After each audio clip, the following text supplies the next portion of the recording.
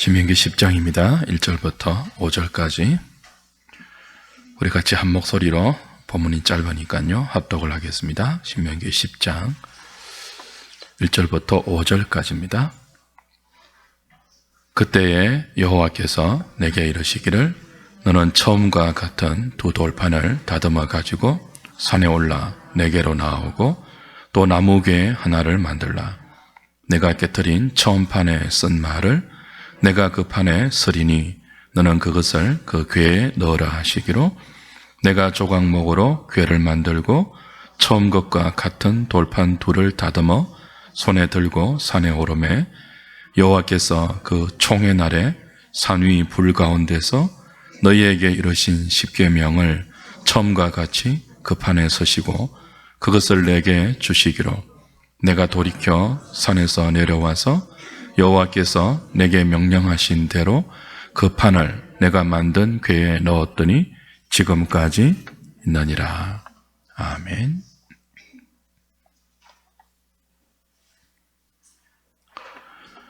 하나님의 백성들이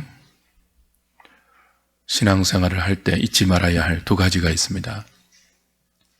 하나는 자신이 죄인이라는 사실입니다. 또 하나는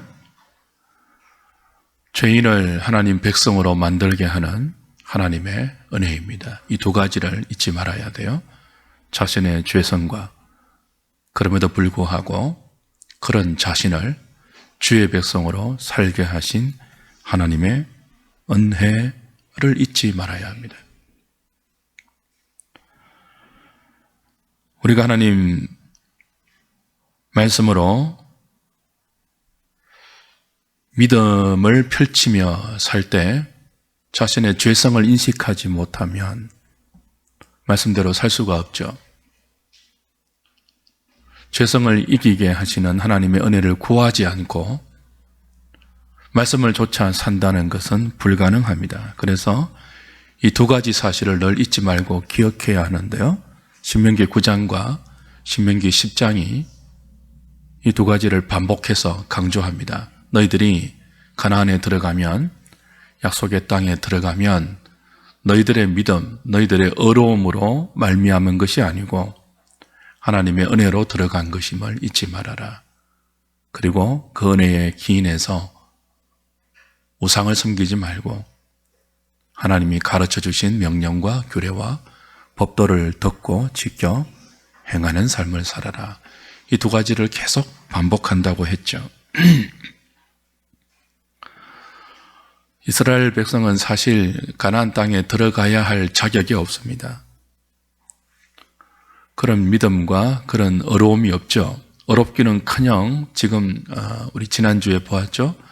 9장 내내 모세가 반복해서 가르치는 것이 무엇입니까?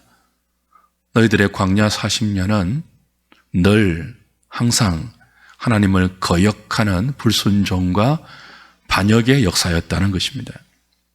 그래서 너희들이 행한 대로 한다면 지금 가나안 땅이 너희들에 의해서 심판받는 것처럼 너희들도 똑같이 너희들의 불순종과 반역과 죄로 말미암아 심판받아 마땅한 존재들이다. 너희들은 목이 곧고 패역했다. 그런데 왜 너희들이 심판당하지 않고 약속의 땅에 들어가느냐? 무엇 때문이라고 했죠? 하나님의 은혜 때문임을 잊지 마라. 그래서 그 땅에 들어가서 광야 40년의 패역함을 반복하지 말고 하나님의 명령을 따라 살아라. 이건 너희들에게 주어진 믿음의 기회이고 은혜로 허락된 새로운 기회이니까 그 기회를 망치지 말라. 그게 신명기의 사실 내용이에요. 문제는 이 기회를 어떻게 바르게 선용할 수 있을까 하는 것입니다. 마음의 각오를 다진다고 하나님 말씀대로 살 수 있는 것이 아니죠. 왜냐하면 우리의 마음은 본성적으로 하나님을 싫어해요. 그래서 마음을 새롭게 한다고 해결되는 문제가 아닙니다. 처음부터 이스라엘은 하나님의 뜻대로 살고 싶은 마음이 아예 없습니다. 광야 40년의 그 역의 역사가 그걸 입증하지 않았습니까? 5가지의 역사적 사건을 모세가 상기하면서 이건 우연히 일어나는 실수가 아니다. 시내산, 그리고 그를 비롯해서, 그죠? 다베라, 마사, 기본 핫다와 가데스 바네아까지, 그 외에도 기타 수많은 범죄의 사건이 있지만 이 5가지의 불순종과 반역의 사건이 대변하는 그들의 광야 40년의 여정은 늘 항상 하나님을 거역하는 범죄의 역사였습니다.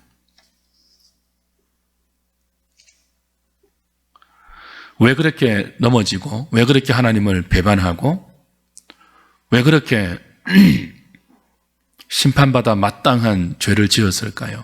우연히가 아닙니다. 실수가 아닙니다. 본성이에요, 본성. 그래서 늘 항상이 강조되었죠. 특별히 광야 40년의 역사를 압축할 수 있는 금송아지 사건이 굉장히 클로즈업 되었는데요. 여러분, 이스라엘이 금송아지를 만들고 모세가 그 사건을 목도하고 하나님께 받아왔던 두 돌판을 깨뜨린 때가 언제입니까? 하나님이 막 이스라엘을 언약 백성으로 공식적으로 인정해 준 그때예요.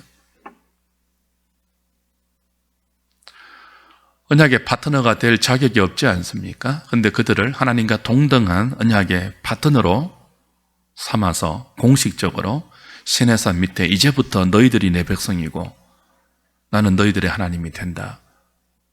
그래서 이제는 너희들과 나 사이에 이 특별한 언약의 관계를 규정시켜주는 언약의 룰, 그 언약의 법대로 너희들은 살아야 한다. 그 언약의 법을 주신 자체가 은혜이거든요.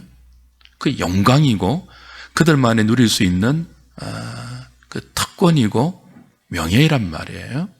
근데 그 복된 은혜를 받고 있는 때에 그 영광을 그 어느 민족도 누리지 못하는 그 영광이 시내산에서부터 그들에게 주어지는 그때에 그들이 뭐 했습니까?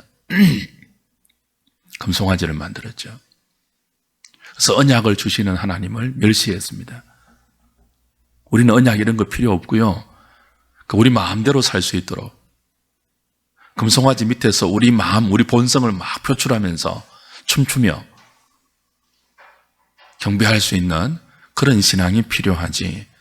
말씀하시는 하나님의 내용이 구체적으로 두 돌판에 새겨져서 우리 보고 이래라 저래라 하는 그런 하나님 싫다는 거죠. 가장 큰 은혜가 베풀어지고 있을 때 그들은 가장 큰 반역을 해서 하나님을 진노케 했습니다. 말씀하시는 하나님을 면전에서 짓밟았습니다. 있을 수 없는 반역을 행했어요.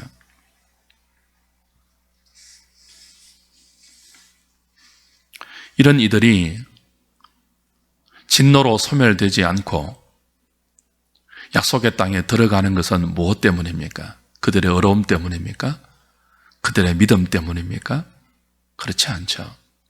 오직 모세의 중보를 들으시고 하나님의 신실하신 약속을 기억하사 그들을 다시 살려서 다시 두 돌판에 새긴 언약의 법을 그들에게 주어서 내가 다시 기회를 줄 테니까 그 땅에 들어가면 본성대로 살지 말고 목이 곧은 너희들의 본성대로 살지 말고 그 본성을 제어해주고 그 본성을 거슬러 거룩하게 살게 하는 내가 준 이 법대대로 살아라. 그게 신명기 내내 반복되죠.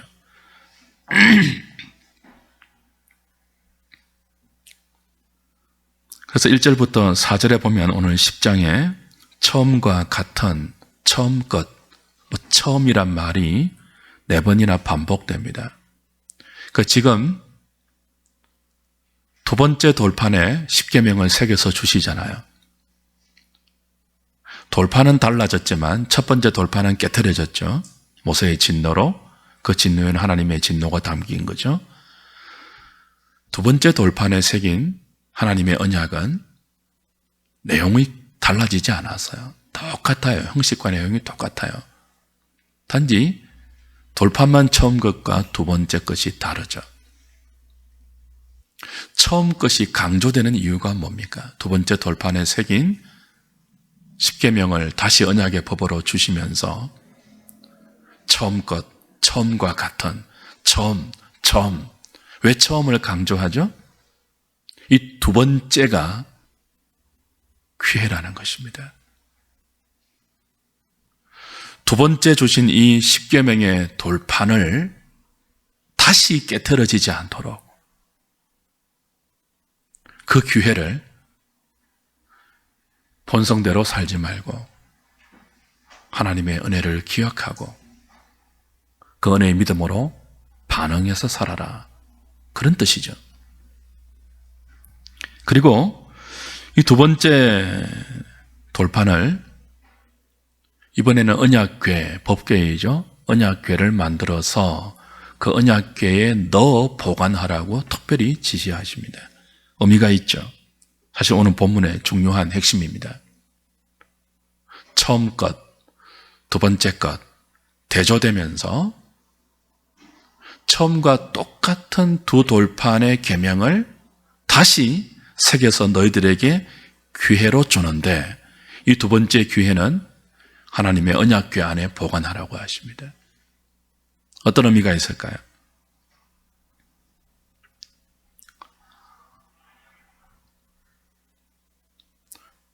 두 번째 받은 이 돌판을 보면서 아무렇지도 않게 우리가 하나님의 용서를 받았으니까 덤덤하게 이 말씀과 그 말씀이 새겨진 돌판을 취급하지 말라는 거예요. 첫 번째 돌판이 깨트려진 이유는 그들의 본성을 좇은 끔찍한 범죄 때문입니다. 하늘에서 최고의 복이 하나님에 의하여 친히 그들에게 주어지는 그때에 그들은 하나님 면전에서 그 하나님의 은혜를 발로 짓밟는 끔찍한 반역죄를 저질렀죠. 그걸 용서받고 두 번째 돌판을 새롭게 받지 않았습니까? 이 두 번째 돌판을 그냥 대하지 말라는 거예요. 덤덤하게 대하지 말라는 거죠. 당연하게 대하지 말라는 거죠. 첫 번째 돌판이 깨트려진 것처럼 너희들은 원래 뭐예요? 하나님의 진노로 산산조각나고 깨트려져야 할 그런 인생이라는 뜻입니다.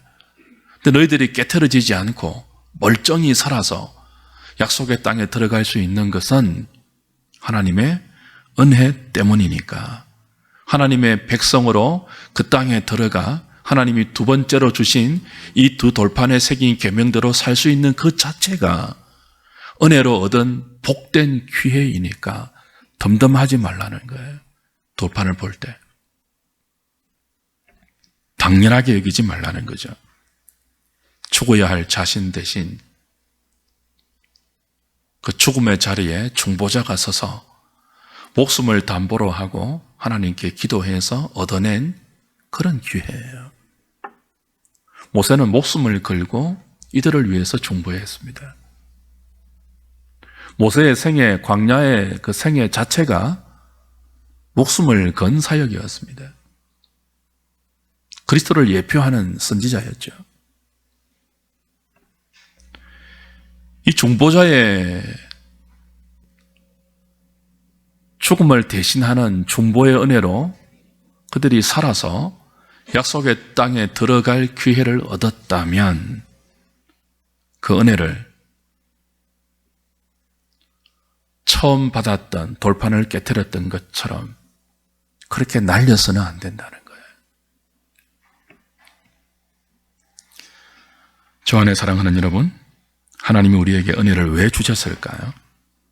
왜 죽어야 할 우리를 죽이지 않고 살려서 구원해내어서 하나님 백성으로 이 땅에 살게 했을까요? 우리가 지금 그 은혜를 받고 있지 않습니까? 그 족한 은혜를 누리고 있지 않습니까? 그 은혜에 주신 그 은혜의 목적이 뭘까요? 그 은혜로 우리를 구원해내신 목적이 뭘까요? 우리의 소원을 이루기 위해서입니까? 그렇지 않습니다. 여기에서 우리가 정말 변화되어야 합니다. 우리의 소원이 뭘까요? 여러분의 소원이 뭘까요? 여러분의 속에서부터 열망하는 그 본성적으로 여러분 인생을 사로잡는 여러분의 소원이 뭘까요? 광야 40년 이스라엘 역사가 가르쳐 준 대로입니다. 우리의 소원은요, 하나님의 뜻을 좇는 것이 아닙니다. 우리의 소원은요, 죄 짓는 것입니다. 하나님을 거스르는 거예요. 그게 우리의 본성입니다. 은혜는 우리의 소원을 이루어 주기 위해서 허락된 것이 아니고요. 그 우리의 소원을 따라가면 우리는 깨트려진 첫 번째 돌판처럼 하나님의 진노 가운데 깨트려질 수밖에 없는 존재들이에요. 우리의 소원대로 살아서는 안 된다고요, 우리 인생이. 하나님의 은혜는 소원대로 살아서 지옥 가는 길을 막아주시고 그 우리의 본성을 거슬러 생명으로 가는 길을 안내하는, 인도하는, 가르치는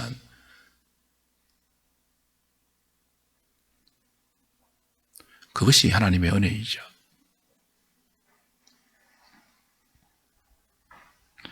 우리의 소원은 불순종하는 것이고 마치 무엇처럼요? 금송아지를 만들어서 그 금송아지에 여호와라는 이름을 붙이고 그 앞에서 뛰고 춤추었던 것처럼 우리의 소원은요, 하나님의 진노를 유발시키는 죄에 관한 것밖에 없습니다. 거룩함을 우리는 소원으로 두지 않습니다. 우리의 본성에 거룩함을 향한 열망은 없습니다. 광야 이스라엘 백성들의 세월이 흔적이 그걸 5가지의 역사적 사건으로 대변해 주죠. 늘 항상 하나님을 거역했던 것, 실수가 아니고 그게 본성이었습니다. 목이 고든 것이 우리의 본성입니다. 하나님의 계명이 뭘까요?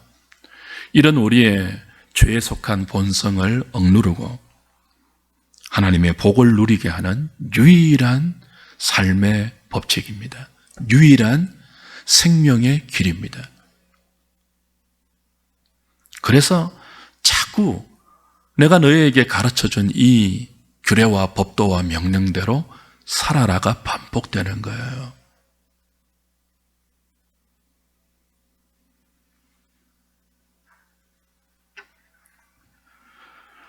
문제가 무엇이죠? 우리의 본성을 억눌러주고 하나님의 뜻을 따르게 하는 이 생명의 법을 지킬 능력이 우리에게 없다는 것입니다. 아무리 가르쳐주고 아무리 40년 동안 모세를 통해서 설명해주고 반복해서 세뇌시켜도 그대로 살지 못했잖아요. 오히려 그 하나님의 좋은 법을 거슬렀잖아요. 그래서 하나님은 두 번째 돌판을 언약궤 안에 넣어서 보관하라고 하십니다. 언약궤가 뭐죠? 시온좌이죠. 언약궤의 뚜껑에 하나님의 시온자가 있지 않습니까? 속죄소가 있죠. 보좌가 있습니다. 하나님의 보좌가. 하나님의 임재가 있는 곳이 언약궤예요. 하나님이 항상 함께하는 하나님의 임재가 영광으로 있는 곳이 언약궤이죠. 그 언약궤 안에 두 돌판이 있습니다. 그 언약궤 안에 두 돌판을 간직하라고 했습니다. 무슨 의미입니까? 하나님이 너희들과 함께 하실 때만 너희들의 본성을 거스르고 하나님이 주신 생명의 도를 따라 살 수 있다는 뜻입니다. 정반대도 성립합니다. 언제 하나님의 영광이 너희들의 삶에 허락되느냐, 나타나느냐. 언약궤만 가지고 간다고 하나님이 함께 하시는 것이 아니고 그 언약궤 안에 들어있는 하나님의 뜻이 담겨있는 하나님의 명령과 법도와 규례를 너희들이 따를 때 무엇을 따르지 않고요? 너희들의 소원을 따르지 않고 너희들의 본성을 따르지 않고 그 본성을 거슬러서 하나님의 뜻이 담겨있는 그 하나님의 법을 따라 살 때 너희들의 삶에 하나님의 영광이 나타난다. 이 두 가지 의미가 동시에 있죠. 그래서 하나님은 처음 것과 똑같은 두 번째 돌판을 언약궤 안에 담아서 보관하라고 지시하십니다. 처음의 실패를 반복하지 않기 위해서는 너희들의 힘으로 안 된다는 거예요. 너희들이 어떤 존재입니까? 본성적으로 하나님을 싫어하는 목이 곧은 백성 아니냐. 아무리 좋은 것을 주어도 그 좋은 것을 나쁜 것으로 활용하는 패역한 존재들 아니냐. 내가 너희와 함께 해줄 때 그 말씀이 영광으로 나타나고 정반대로 너희들이 나의 말씀을 귀하게 여겨서 그 말씀 안에 너희들의 본성을 제한시키고 그 말씀 아래에 너희들의 삶을 믿음으로 두고 그 말씀과 나란히 너희들의 남은 생을 함께 걸어갈 때 나의 영광이 나타나고 내가 너희들과 함께 해줄게. 두 가지 뜻이 동시에 여기에 담겨 있습니다.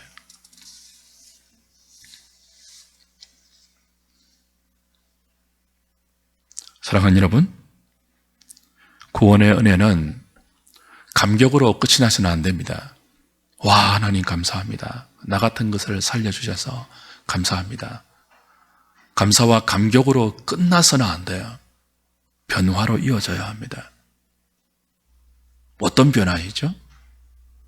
자기 소원을 따라 살면서 감사합니다. 소원을 이루어주세요. 그게 아니죠. 정말 은혜에 감격한다면 그 은혜로 구원해 주신 하나님의 뜻을 생각한다면 잊지 않고 있다면 그 구원의 감격은 은혜가 우리를 이끌어가는 변화로 나타나야 합니다. 어떤 변화이죠? 본성대로 살지 않고 소원을 쫓아 살지 않고 하나님의 거룩한 말씀을 따라 사는 변화예요.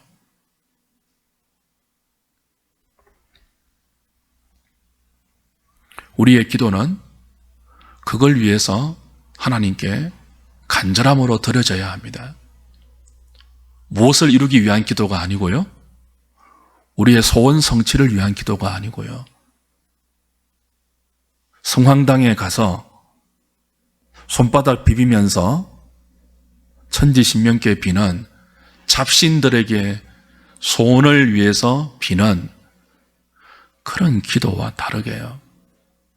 우리의 소원이 어떤 소원인지를 이해하는 자로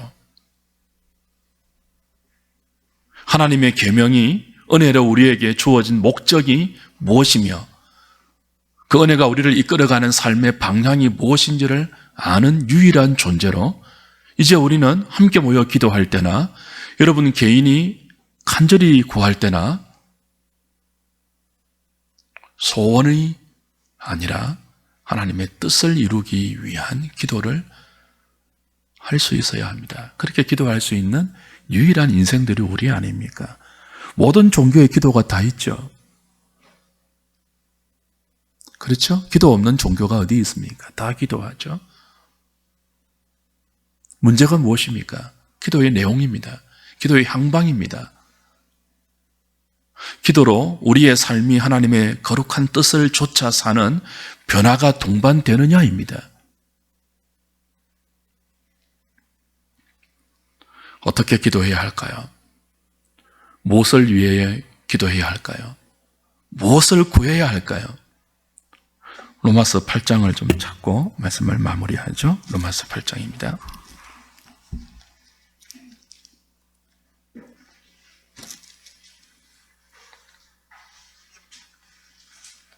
3절 4절입니다.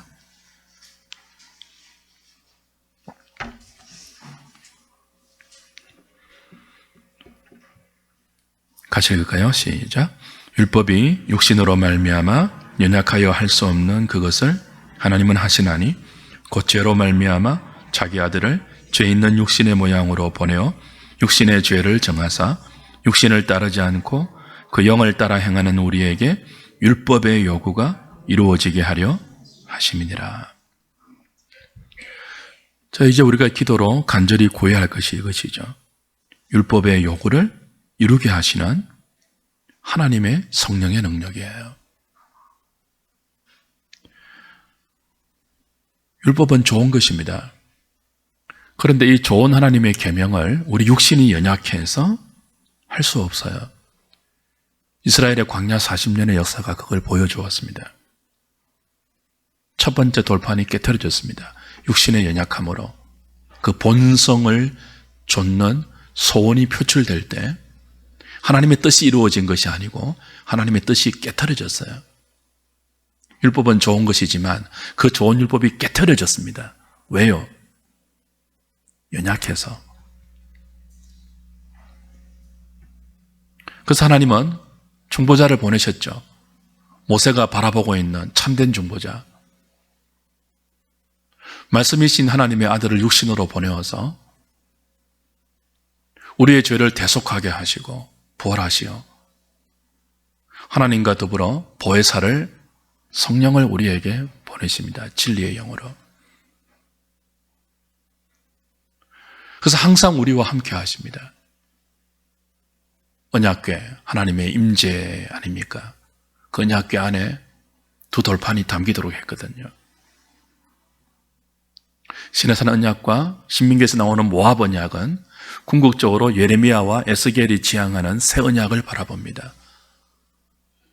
내가 내 영을 너희들의 속에 부어주리니 이제는 두 돌판에 새기지 않고 하나님의 율법을 우리의 마음판에 새겨주셔서 우리의 마음을 부드럽게 만들어주시고 마음으로 그 율법을 기뻐할 수 있도록 하나님의 성령이 역사하시고 그 성령을 주시기 위해서 하나님의 아들이 육신을 입고 이 땅에 오셨습니다.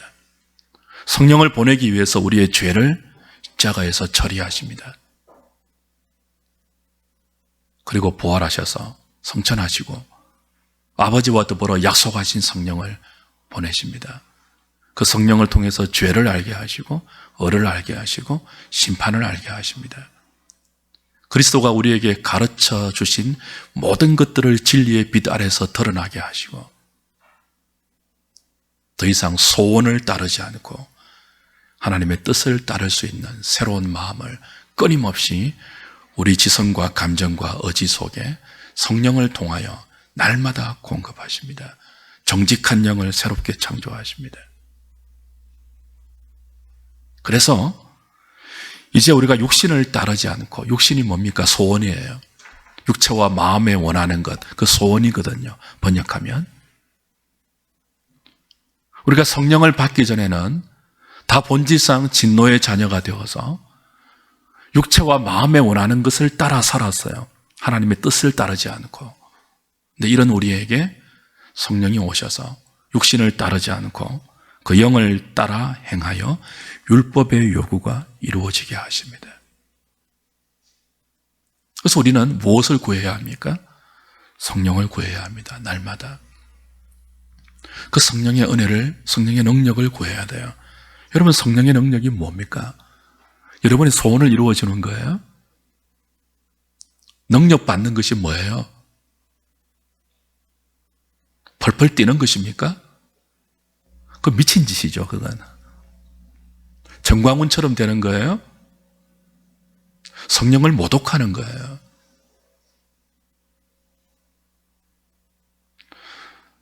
성령의 능력이 뭡니까? 죄를 이기고 우리 속에 있는 죄의 본성을 따르지 않고 육신이 연약해서 따르지 못했던 생명으로 인도하는 하나님의 법, 그 율법의 요구를 이루어지게 하는 거예요. 그래서 성도는 매 순간 성령 충만함을 구합니다. 그 좋은 하나님의 법을 지킬 능력이 자신에게 없음을 알기 때문에 자신에게 샘솟듯 솟아나는 욕구는 전부 하나님을 거스르는 것이고 죄 짓는 것이고 우리의 본성이 거룩함이 아니고 거룩함과 반대되는 쪽으로 늘 이렇게 솟아나오기 때문에 그걸 이길 수 있는 성령의 능력을 날마다 무릎을 꿇어 구하는 거죠. 그리고 자기 자신에 대해서 겸손해지죠. 자신의 어려움과 자신의 믿음은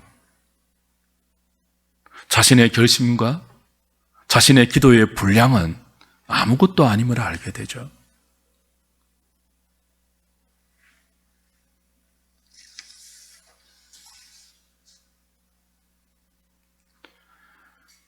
주의 백성으로 이 땅을 믿음으로 살 수 있는 것은 기회입니다. 죄 지을 기회가 아니고요. 우리의 소원을 성취하기 위한 기회가 아니고요. 하나님의 뜻을 따를 수 있는 기회입니다. 뜻을 어떻게 따를 수 있다고요? 성령의 능력을 따라서입니다.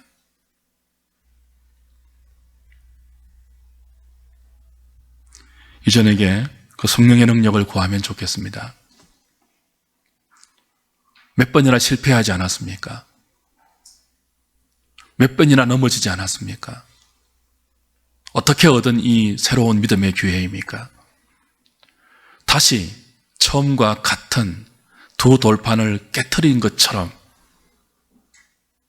하나님의 은혜를 우리의 소원을 이루는 기회로 만들어서는 안 될 것입니다. 본성을 따르지 않고 성령의 능력을 따라서 말씀이 지시하는 대로 하나님을 사랑하고 이웃을 사랑하는 삶을 살게 해 주십시오.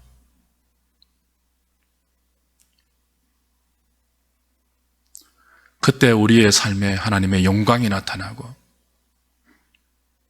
하나님의 임재가 나타남을 우리가 압니다. 배웠습니다. 동시에 하나님이 함께하지 아니하면 나는 하나님이 주신 이 좋은 은혜의 기회를 다시 발로 짓밟을 수 있으며 다시 깨트릴 수 있는 패역한 존재임을 고백하오니 나와 함께하여 주셔서 성령으로 함께하여 주셔서 이 믿음의 기회를 주의 뜻을 따를 수 있는 생명으로 만들게 해 주십시오. 이 저녁에 기도하는 저와 여러분 되면 좋겠습니다. 찬송하고 기도하죠.